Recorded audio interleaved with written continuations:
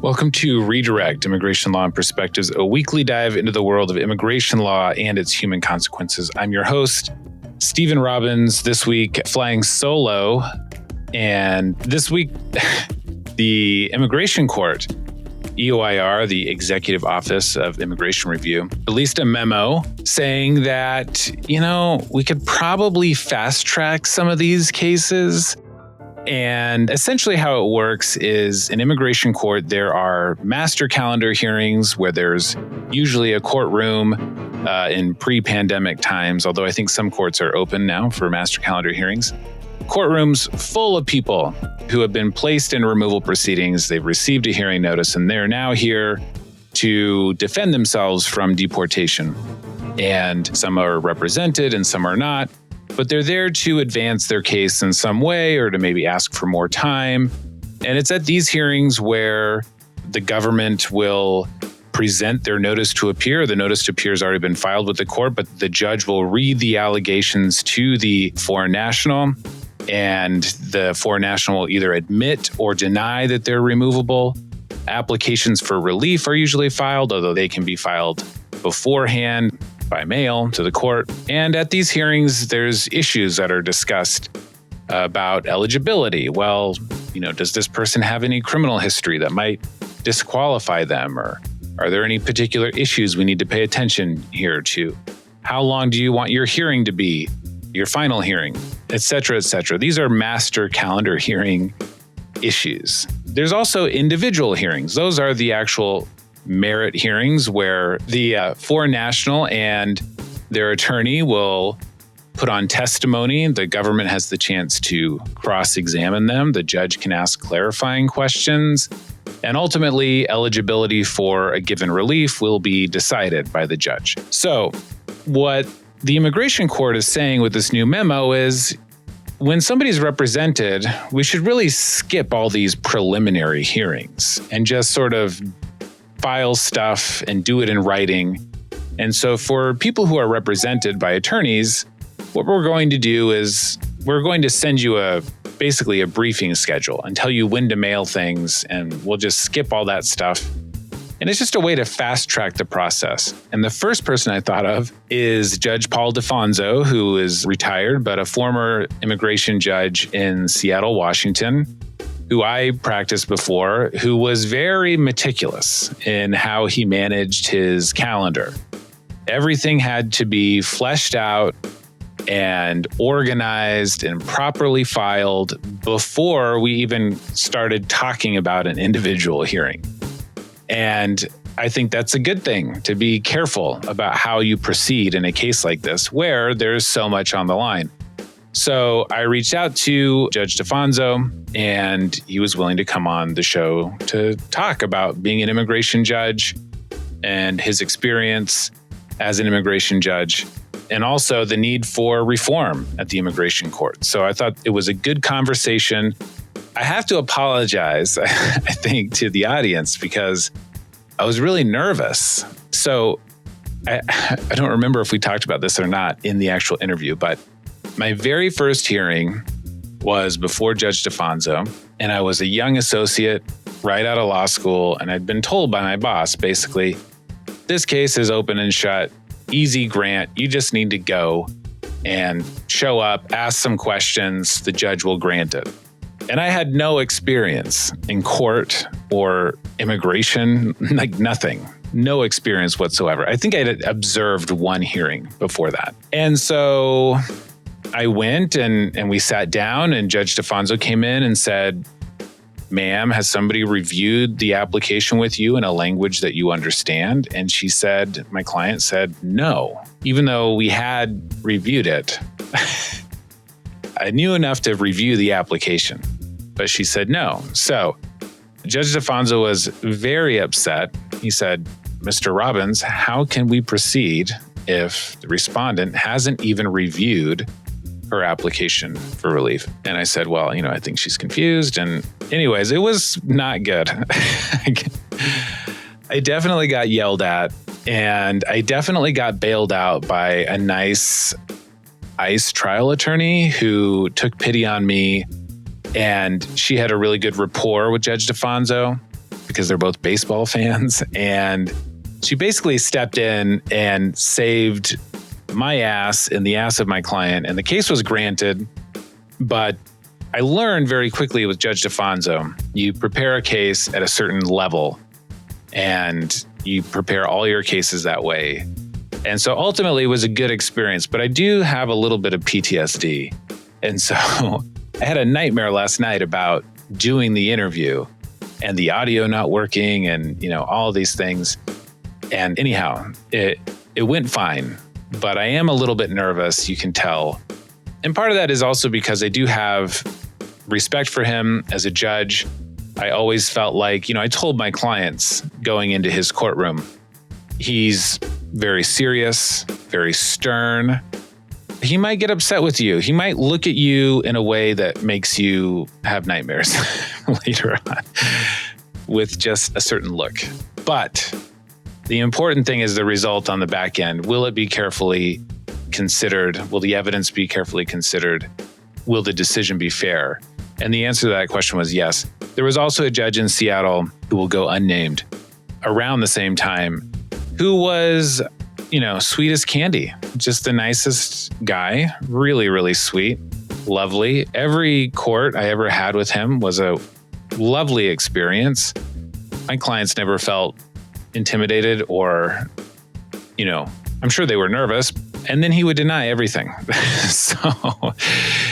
Anyways, so if you had to choose between the two as an immigrant, I think you'd rather have the fair decision where the evidence is considered and the testimony and so forth. I hope you enjoy the conversation with Judge DeFonzo. If you like this show, you can subscribe on iTunes, Spotify, Stitcher. You can become a patron at patreon.com/redirect to help us keep the lights on, pay the bills, et cetera, et cetera. So, this is a really important time. Judge DeFonzo talks about it at the outset.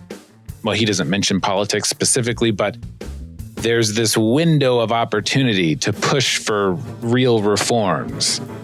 And the immigration court is one of the many things that needs to be reformed. And so listen to what he has to say and get pushing. So enjoy the conversation with Judge DeFonzo.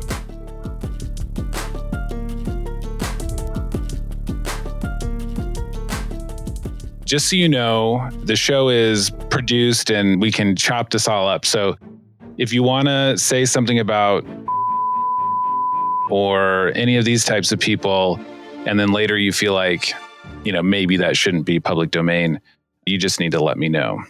I'm sure the only person I would say any disparaging things about are you. So you'll have full control over the outcome. Okay, great. So I'm actually really excited to talk to former immigration judge in Seattle, Washington, Paul DeFonzo.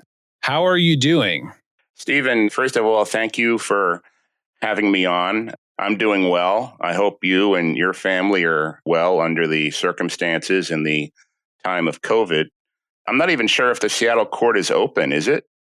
Yes, it is for individual hearings. And you said onward and upward. Well, that's their motto. So they're granting telephonic appearance for attorneys only. So if we don't want to die of COVID, we have to send our clients to court so that they might die of COVID or give COVID to the judges while we literally phone it in. What do you think about that? Well, I think the court system, not only in the immigration court, but in every court system nationwide, is under a lot of pressure right now because obviously litigants want their cases heard, but given the health risk to everybody who shows up in a physical location, it's a very difficult balancing act to straddle, whether you want to complete cases or risk your health and possibly life in doing that. Right. I know the New York court has been closed since March. Yes. I understand the Chicago court is going week on, week off in terms of having hearings. Mm-hmm. So I think every jurisdiction is just trying to find a happy medium. I mean, if I had the answer, I'd give it to you, but it's a very difficult situation. Right. Now, I wanted to see if you could tell us a little bit about your background, how you came to be an immigration judge in the first place. Well, Stephen, I'm happy to talk about that. But before we get into that, I wanted to jump the gun a little bit and talk about what I think really needs to be done with regard to the system right now. And we can talk about, my rosy past a little later if you still want to. Okay, sure. I'm just concerned that we might lose some of our audience if I go droning on and on about me. Mm-hmm. We haven't had any omnibus major immigration legislation in this country since about 1996, which was IRA, and that's close to 25 years ago. Mm-hmm. It's high time that the immigration system was overhauled to reflect new realities. President-elect Biden has gone on record as saying that he wants to implement some kind of major immigration legislation in his first 100 days. And I would urge him, as well as Congress, to do that. I think one of the facets of any overhaul of immigration legislation should be the implementation of a new, independent immigration court. The immigration court has been saddled with arcane oversight from the Justice Department for the entire period of time that I was a judge, and that goes on to the present day. We have multiple levels of managers at the immigration court constantly looking over our shoulder as judges, to the point where it feels like you need to put shin pads on the shoulders of your robe, since so many people are looking over your shoulder, looking at your production quotas, looking at what you're doing with your docket. And I don't mean to make these remarks in the wake of the Trump administration. Every administration saddles us with all kinds of requirements regarding priority cases, interfering with the judge's management of his or her own docket. We need to do away with that. We also need to do away with what management refers to in the most recent memorandum that you forwarded to me about disfavored practices for immigration judges. Immigration judges should be in charge of what their practices are. There shouldn't be someone looking over their shoulder to be able to tell them at the time of review of their performance that they've been engaging in disfavored practices. Many years ago, when I was judging in New York City, we had a lunch with then District Court Judge Denny Chin, who's now at the Second Circuit Court of Appeals.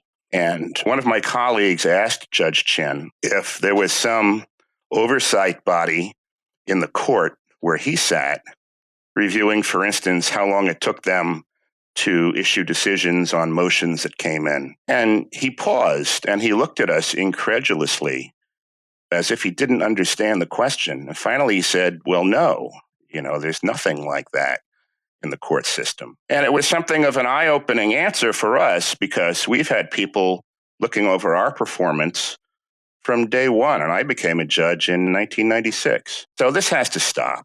Judges are independent adjudicators, and they don't need people looking over their shoulders. I'm sorry to have monopolized the early moments of this, but there's one other important thing I wanted to mention before we move on, and that concerns the treatment of the private bar by the Justice Department. Justice Department needs to stop demonizing the private bar. Immigration proceedings are supposed to take place on a level playing field. That is to say, no party is supposed to come into the court with an inherent advantage over the other.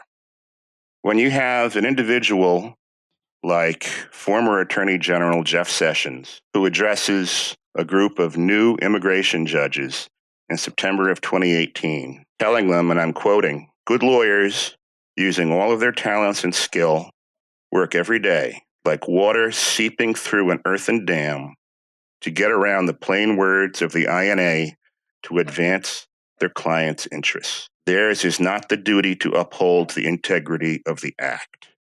End quote. Now, why would an Attorney General of the United States use language like that to impugn the activities of lawyers trying to represent the interests of their clients? And this, by the way, to many judges who have never had a client, who have never processed an application for relief for a client, basically telling them from the get-go, before they've heard a single case, that the private lawyers coming into your courtroom are not to be trusted. This has to stop. In the most recent memorandum that you sent me from the Department of Justice regarding the expeditious processing and removal proceedings, there's all kinds of language meant to intimidate the immigration judges, meant to intimidate the private bar. There's not a single line in that entire 5-page document which encourages or induces the Department of Homeland Security to act in a more cooperative vein. Hmm. And this has been the mindset of the Department of Justice since day one. The private bar are the bad guys, the Department of Homeland Security are the good guys.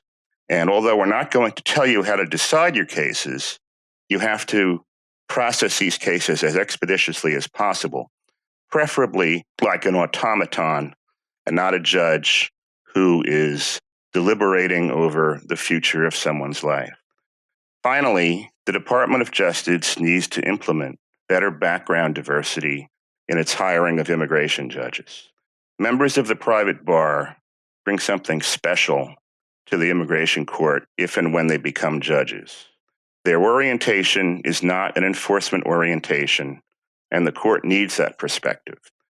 By all means, you should have the most qualified people becoming immigration judges, but members of the private bar should not be excluded or in any way prevented from being represented in proportionate numbers on the court.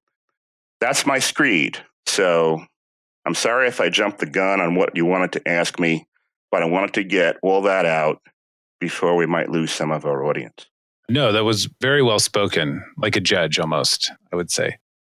It's interesting that you say that. I know recently on the AILA listserv, Margaret Stock, who is very well known in the immigration world, she's sort of immigration lawyer famous, we would say. She posted that she had once applied to be an IJ and was turned down because they didn't think she was qualified enough. And I met a new TA in Seattle who recently left the private bar because her goal is to become an immigration judge. And she has the sense that you can't do it coming from the private bar. So she joined the office of the chief counsel. Well, that has not always been the case. I come from the private bar, and at the time I was hired, there were quite a few of my colleagues in New York and members of the private bar nationwide who were brought onto the court because at that time, and this is in the mid to late 1990s, I think it was recognized that members of the private bar are an integral part of the system, and they do contribute something to a fair populating of the court with judges. Now, I wanted to ask you, so I was sort of born into the immigration world, the Seattle Immigration Court, and there were 3 judges at the time, and 2 of them, yourself and Judge Josephson, who, and this is not meant to disparage Judge Josephson whatsoever, I have a friendly relationship with him now, had totally different approaches. He was wanting to get things done very quickly, and speed was sort of, at times, it felt like his primary concern. And on the other hand, you always operated your docket very methodically. And I'm wondering if you were always that way or why you made those choices to sort of review things so carefully. I mean, it's sort of an obvious question, I guess, but. Well, that's a short question with kind of a long answer. Initially, let me say that Judge Josephson was a great colleague and a great judge, and he would operate the way that the department wants judges to operate, basically like an automaton, basically like an assembly line worker. He happened to be very good at it. I would not be comfortable working that way. And the reason I did conduct my hearings the way I did is twofold.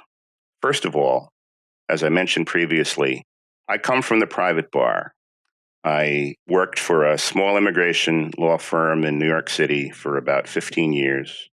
And thereafter, I worked as a solo practitioner for about 1 year. And I represented aliens. I know what it is to prepare an application for relief. I know how to properly prepare an application for relief for asylum or for cancellation of removal or for adjustment of status. And the converse of that is I recognize a poorly or improperly prepared application for relief when I see one. This is a perspective that the private bar brings to the immigration court that individuals who have never represented a client in court don't bring, whether they're from the Department of Homeland Security or they were some kind of a JAG lawyer, or something like that. So when I'm sitting in court and an attorney gives me an application for relief, I can pretty quickly recognize whether it's a slapdash submission or an application that has been properly and meticulously prepared. What I want to avoid is when I go to the individual hearing, I don't want to have to rely on this application that has been haphazardly prepared, sort of a macro application for relief along the lines of, well, if it was an asylum case, I was victimized by gangs, or if it's a domestic relations related case, I was repeatedly attacked by my husband. I need to know the nuts and bolts of that claim before I step into the individual hearing. And a large part of the reason for that is I need to be able to make a credibility determination. I need to compare the testimony of the respondent with the previously meticulously prepared and submitted application for relief. So that's one part of the equation. I know what an application is supposed to look like. But I noticed, like, even in, Judge Justice sometimes would say, like, here's a 589, put your name on it. Let's get I've got a space next week for the individual. Let's just get going. And there were times in your courtroom, if there was a preliminary issue like criminal eligibility or something, rather than just setting it for an individual hearing, you would set it for like a short merits hearing for that particular issue to be briefed and then ruled on, and then, if necessary, moved on to an individual hearing. And some of those choices, how did you come to sort of see your docket in that way? I mean, does it just have to do with being careful and not wanting to miss issues, or, I'm curious how you came to those. Well, I considered it to be in the nature of a pretrial proceeding. We can't go to trial unless we're clear that the individual is going to be eligible for the relief he or she is seeking. And issues of something like, eligibility with regard to criminal background is something that's a prima facie element of being eligible for relief. I mean, there's no point in discussing someone's eligibility for asylum if, in fact, they're not going to be eligible for asylum or cancellation of removal because of a criminal disqualification. Right. Let me ask you, you said that the shoulder looking over was something that it's a bipartisan issue, let's say. But I also suspected, and maybe I'm wrong, that your retirement corresponded with some new metrics that were coming out from the Sessions DOJ, I think at the time. Was that a deciding factor in, your retirement, or was it a more accumulative type of thing? Well, as you get closer to your 20 years, which for most people is the threshold level for going into retirement, you just start to do the arithmetic. You start to ask yourself, if I retire, will I be able to make ends meet? Will there be enough money to go around? And you start to have that conversation and measuring the pluses and minuses, the pros and cons. And then you start to ask yourself, well, what if I stay on? What if I don't retire? What are the pros and cons, pluses and minuses for that? And when I had that conversation with myself, the second part of that question, what are the pluses and minuses of staying on? They were basically all minuses. So, once you make the determination that you can make ends meet, it turned out to be kind of a no-brainer. So to, answer your question as comprehensively as I can, yes, it was a decision which involved a combination of factors. But at the time I left, a lot of draconian measures were coming in to review the work that the judges were doing, and I just didn't really feel the need to be treated like a naughty child. So it was ultimately kind of an easy decision to make. The other part of it is, and this is more of on a personal level, My dad worked until he was 88. He's 92 now. He ran a gas station in Brooklyn. He was on his feet all the time. And he worked, as I said, until he was 88. And you know what? Now his knees are shot. Now he can't do anything except maybe drive. And, I wanted to have more of my life ahead of me. I have young children. I wanted to have time to enjoy my children while they were still at home and to do other things besides sit on the bench. When I practiced law in New York, there was a line that you would wait on for general information and for forms. And I would see lawyers on that line basically getting forms, lawyers who looked like they were in their 80s. And I would think to myself, what on earth are they doing here? Of course, you don't know what people's personal circumstances are. Maybe they need to continue to work into that age, but I didn't want to be that person. And when the arithmetic worked out for me on retirement, it turned out to be kind of an easy decision to make. I'm curious if, coming from the private bar and representing immigrants, if you had any reservations about becoming an immigration judge and ultimately having that final say. I mean, you ordered a lot of people deported, and I'm wondering if that was ever an issue for you. Did you ever lose sleep over it, or was it, something that you worried about? I always considered it a natural progression to go from being a lawyer, an advocate, basically, to being elevated to the bench. And I did consider it an elevation because, for better or worse, the judges are the alphas in the legal system, whether it's immigration law, criminal law, or anything else. And I think as a lawyer, that's what one aspires to. Now, it helped certainly that at the time I applied to be a judge, they had greatly improved the pay. I don't know if I would have made that move if I was making more money as a lawyer than I would have made as a judge. To some degree, it was an economical decision, but I looked forward to having the opportunity to be a judge. And, as a private practitioner, what you may not realize is, you're on the move all the time. You're running around from court to court, from Seattle to Tacoma. In my case, in New York City, it was from Manhattan to Newark to the citizenship office in Brooklyn. When legalization came in, they had separate offices, both in New Jersey and New York for that. Plus, as a member of a small law firm, we also had a general practice. So you're doing things like house closings and wills. Basically, you're constantly on the move in all kinds of weather, outdoors, carrying a bag, not in your office, not being able to see clients when you're outside. And when you're in the office, you're constantly on the phone, constantly trying to prepare applications for relief. Well, you know what? When you become a judge, that all goes away. You're not running around town anymore. You're not answering the phone anymore. That's You're right. walking, in my case, about 50 yards from your office to your courtroom. So It was a sea change in terms of what you get used to on a day-to-day basis working. What did it do to your stress levels? I mean, were you less stressed as a judge? That's kind of a mixed bag. There was always a certain degree of stress as a judge because, you're making decisions which dramatically impact people's lives.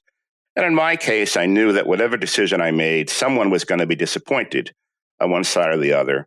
And that always bothered me. And you asked earlier about ordering people removed.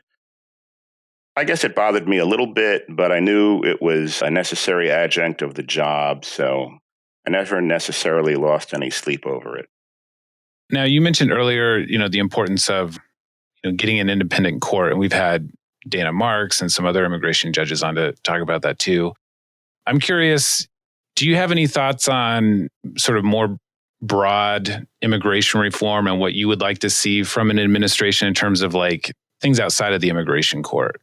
Well, that's a real can of worms. We've been saddled with this system that we have for so long. It's really hard to perceive anything different. I think the preference system for awarding immigrant visas needs to be overhauled. There's just no reason for a sibling of a U.S. citizen to have to wait 10 to 15 years to get a green card. You should If either they're lucky. consider, you should either consider doing away with it entirely or adding a lot more visas to that pool so people don't have to wait so long. Marriage cases are always going to be an issue. You just have to have more and more scrutiny of whether or not a marriage is bona fide. I don't know. I mean, there's just so much that has to be discussed in terms of immigration reform. Right. But like, what were the things as a judge that, I mean, you're sitting there and maybe you've got to deport somebody. What were the things that struck you as being like the most unfair? Like, this is an absurd result, but it's the correct result under the law. I mean, there must have been a handful of those, I would think. I had to issue a decision on a case once where I found that there was a cause for probably granting a case based on domestic abuse, but the woman was proceeding pro se and she hadn't done what she needed to do to get her biometrics done. So I was compelled to adjourn the case, even though I wanted to grant it so that she could get her biometrics done. And when she came back a few months later with the biometrics completed, the Attorney General Sessions had pulled the rug out from under her relief. So I had to deny the case just for, that administrative delay. And there was nothing I could do about it because the regulation requires biometrics to be done before a case can be granted. So, that always bothered me because I was going to grant that case and I couldn't do it. Is that a matter of ARCGA? Yes. Let's see.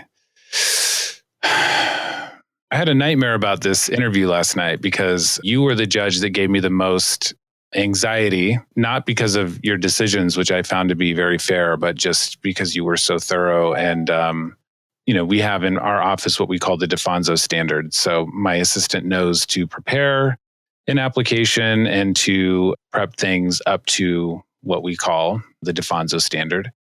Even though we know with some of the other judges, we might be able to get away with a couple things here and there. So I just thought I would let you know.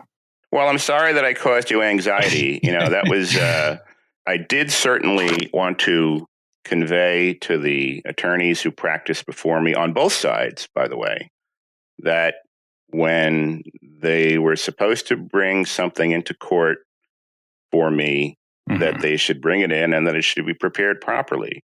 And this was not for the purpose of browbeating anybody or causing anxiety or to convey the sense that, hey, I'm the judge and you have to do what I say. Really, the raison d'etre for it was that we could be prepared at the merits hearing. It just goes back to what I said earlier. If somebody brings me in some kind of a half-completed application to the master calendar and I accept it, well, then what kind of a merits hearing are we going to have? Maybe they're going to bring in a more detailed application then. Maybe they won't. Even if they bring in a more detailed application, I'll then have two applications that I have to consider. Right. We're going to be wasting time, for example, on an application for cancellation of removal at the merits hearing, completing the answers to your history of residences in the country, your history of employment in the country. And that's not for the purpose of just dotting the I's or crossing the T's. Those are things which are tremendously important for making a determination on whether we have continuous physical presence or not. Right. And you don't want to waste time at the merits hearing doing that stuff. It has to be done before the merits hearing. So again, I'm sorry if I caused you or any other of the private bar anxiety, but that was the reason for it. We want to be ready at trial to do the trial and complete the trial. And this pretrial proceeding that we're now in is the time to do that, not later. You don't need to apologize. It was actually well served because my first hearing ever was with you, and I had been hired by this, turns out, kind of a con man. There's a whole other story I could tell you about later. But, these partners sometimes want to just have an associate go do, the driving around that you mentioned earlier. When they get tired of driving in the snow, they hire somebody out of law school to go do it for them. And so I was told, just go to this hearing. It's going to be super easy and so on and so forth. And I wasn't as prepared as I should have been. So I've had that same experience. When I was an attorney working for a firm, they sent me from New York to Baltimore to do an asylum hearing for some guy.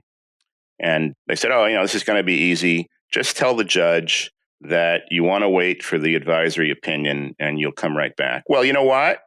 That's not what happened. I went down there and I told the judge, as instructed, that I just wanted to wait for the advisory opinion. And the judge said, you know what? We don't need an advisory opinion. Let's start taking testimony. So you can imagine how that felt. I wanted to follow up with earlier when I was talking about applications and such, and Sure. why I became kind of a stickler for wanting applications to be properly completed at master calendar hearings. When I first became a judge in New York City in 1996, I had, of course, inherited a docket from another judge. So I think the first 2 weeks that I started hearing cases, I had an application for cancellation of removal, or perhaps it was suspension of deportation from an alien. And he was represented by a lawyer. And I knew the lawyers. They're people I had sort of hung out with in waiting rooms for years and years while I was practicing. And the file was thinner than onion skin. There was just nothing in there but a partially completed application for cancellation or suspension, whatever it was. And here we are at the trial, and this is all I have. And they didn't proffer anything else at the trial. And of course, this case was from another judge that had been kicking around for years. So I did feel compelled to have to do it. And my lid blew off. I was like, what are you joking? How are we supposed to conduct a trial on a case with an application for relief that isn't even completed, where you have not submitted an iota of documentary evidence? And I resolved at that very moment, all those years ago, that this was never going to happen to me again as a judge. I was never going to be caught short at a trial with a lack of evidence or a poorly prepared application that could have been otherwise avoided. That did very much color my technique in later years about making sure that I had completed applications that were documented, at least on a prima facie basis, before the trial. Let me ask you this. You had some nice things to say about the private bar earlier. And I know you're probably mostly talking about me, and that's fine. But things like this do also happen. The story that you're telling of attorneys showing up. I mean, we've all seen it at a master calendar hearing, and it's their third callback or whatever, and they're all out of sorts. They don't know their client's name or what they look like. And I'm wondering if maybe we don't do enough self-policing. Did you ever have concerns about that? Like that attorneys can just be bad and get away with it and bilk their clients without any kind of real discipline? In New York, there was and probably continues to be, a terrible problem with immigration fraud in the realm of Chinese asylum cases. I mean, you had lawyers in New York who were basically in the employ of smugglers. Smugglers would bring people in from China, and they would pair them up with lawyers who they knew could process a bogus asylum application for them. So that's nothing new. Unfortunately, the setup within the Department of Justice and EOIR for trying to rid the system of those lawyers is arcane, and it just doesn't work. It just takes too long. I mean, it'll take anywhere from 3 to 5 years to get rid of a lawyer who's a real bad egg. And in the meantime, he or she is still coming into court doing what he or she does. So, yeah, it wasn't so much a problem in Seattle, but in New York, it was a terrible problem. And I was really happy to be rid of it when I came to Seattle. I was generally pretty happy with the level of representation that aliens were getting in Seattle. I mean, there were always exceptions to that, but they were more the exception than the rule. Right. So what are you up to now? Are you doing any consulting or anything like that, or you're donezo? Stephen, I've essentially turned my back on being active in immigration. As I said earlier, I'm more interested in spending time at home with my kids. I don't have any kind of an outside job or anything like that. I'm writing a book on the history of baseball, which may never be published because I'm only up to 1878. Mm-hmm. I'm in a band. The band is basically on hiatus right now due to COVID, but I'm trying to burn a CD from some rehearsals that we've done. I garden.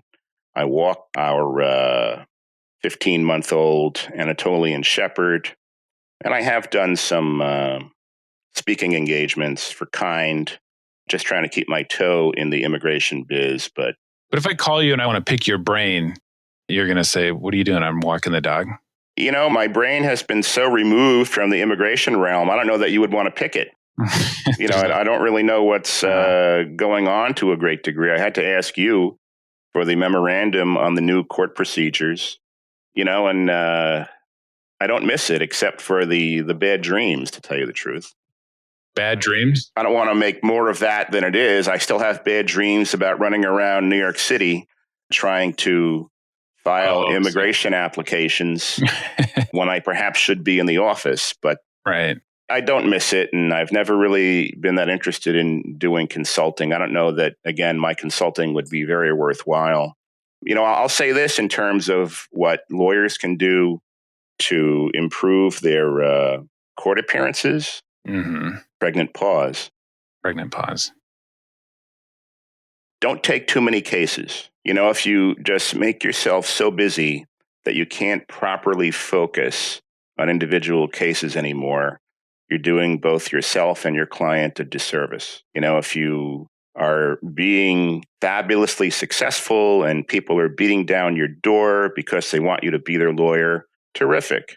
Get an associate, you know, and don't hang your associate out to dry like you were hung out to dry and like I was hung out to dry in Baltimore so many years ago.